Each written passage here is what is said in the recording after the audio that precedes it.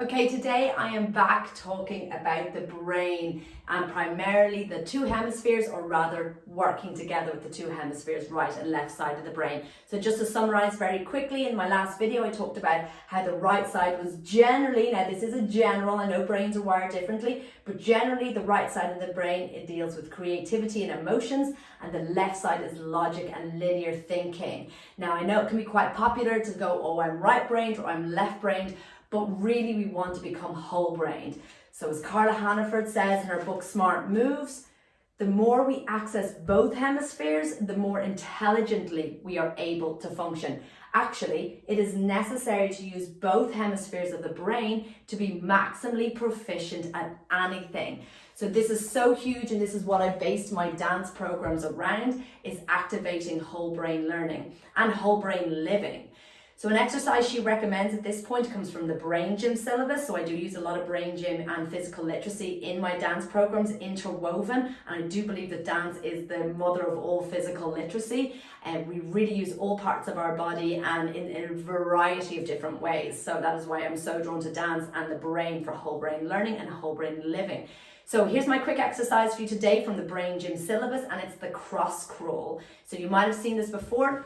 It's where you bring the right hand to the left leg and the left hand to the right leg.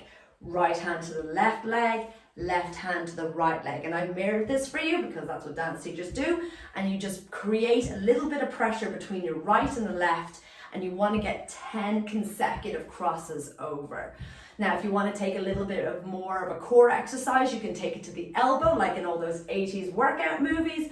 Or if you want a really advanced move, take the foot behind and connect with the foot, the opposite foot behind. So cross crawl in the front, taking the elbow or foot behind. Now remember, if you do find that you're kind of a little bit homolaterally challenged, you really want to concentrate using your eyes, using your hands, your balance, everything here to get that cross crawl connection. Now remember, it's only failure if you quit. If you practice this every day, you'll really be maturing up the corpus callosum. That's the speedy highway. So you can get both sides of the brain communicating with each other at high speeds. And that will really help to open up your flexible mindset, your growth mindset, and also your problem solving, your strategizing. So very, very important for whole brain learning is to activate both sides. Now, I've literally dedicated my life to this at the moment, so if you can't get down to one of my classes, do find me on Patreon. I have a great 6-week program there that will really use up all these cross crawls. In fact, the first 5 minutes of the Brain Grooves program is all to do with lateral, so crossing the midline of the body. And when you are crossing the midline of the body, and especially when you're using your hands and your legs, you're activating all 4 lobes. This is so powerful. And this is why it's mimicked on a baby's movements of crawling. And it became quite trendy there for a while for parents to be encouraging their kids to walk sooner than they should be. Let your kids crawl for as long as possible because it really activates the 4 lobes of the brain, again, to prohibit any learning difficulties later on. So let them crawl, give them as much free space to move around to really work those gross motor skills, which can then be combined into fine motor skills. Okay, so hopefully you'll go on with your cross crawl today as many times as you can. Get it into your daily practice, start your day with it, use it as your movement break. But if you are looking for a little bit more of information, I'd highly recommend this book, Smart Moves, Why Learning is Not All in Your Head by Carla Hannaford. And if I just read you a tiny little bit about the different stages of development of the brain, I find this so, so powerful. So at approximately conception to 15 months, again, this is not a one size fits all. We are all unique individuals and we'll all develop at different stages. But you've got the reptilian brain first up to about 15 months. And this is basic survival needs: food, shelter, security, and safety. Sensory development starting with the vestibular system. We did a video on that before. Then hearing, tactile, smell, taste, and finally seeing, rich sensory activation. Motor development moving from the reflexes to the core muscle activation. And the great thing about the cross crawl is, again, it's working the core muscles there and it's working them in a balanced way. So core muscle activation, neck muscles. So that's all about that strength to sit up what you need for learning in school. Arms and legs leading to rolling over, sitting, crawling, and water, which is motor exploration, how they discover who they are, what they are in the world. 15 months to 4.5 years, that's the limbic system and relationship, understanding of the self and others, self and emotions, self and language, emotional exploration, language exploration, communication, imagination, gross motor proficiency, so getting better at those big movements, memory development, and social development. So by the time they're going into their preschools, then they're kind of getting experience in that. 4.5 to 7 years, again, we talked about this in the last video, they're working on the gestal hemisphere elaboration, whole picture processing and cognition, image, movement, rhythm, emotion, intuition, outer speech, and integrative thought.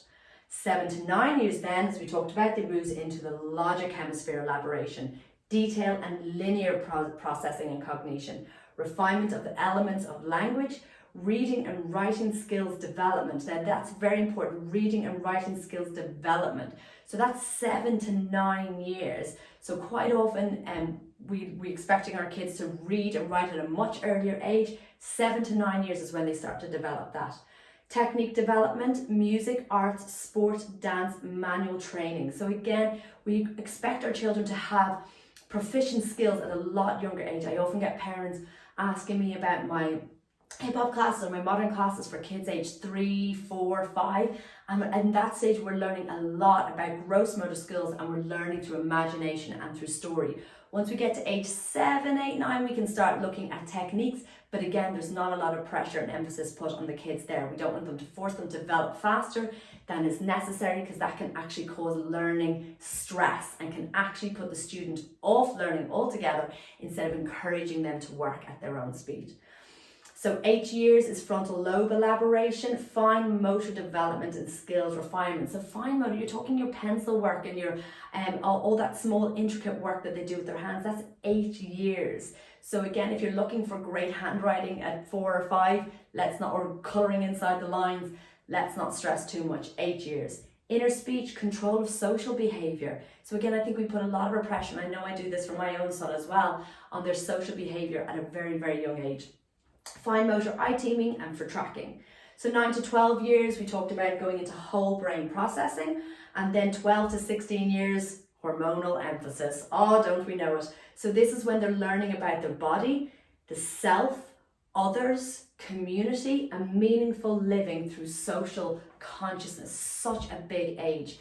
16 to 21, this is whole mind and body processing, social interaction, future planning, and play with new ideas and possibilities. And I think that's a real emphasis there, to be on possibilities. So not to have all the answers. I don't know about you or me, but I still don't have all the answers, and I am absolutely loving all the learning and never ever plan to stop. So let's go with the ideas and possibilities. And then 21 plus, this is my favorite one for me personally. So this is global and systems thinking, high level formal reasoning, refinement of emotions, altruism, love, compassion, insight, refinement of fine motor skills. And there's a little note later on that speaks about it, about age 21, there's an awareness of how right your parents were. And I literally used to tell people that it was when I was 21, I turned around and apologized to my mom and was like, oh yeah, you're totally right, sorry about that. So I think that is so funny, and to understand a little bit more about it now is brilliant. And then another interesting note about 30 plus, there is another spurt of growth at approximately age 30 with further refinement of muscle movement, especially of the hands and face. I did not know this, I'm just reading this again.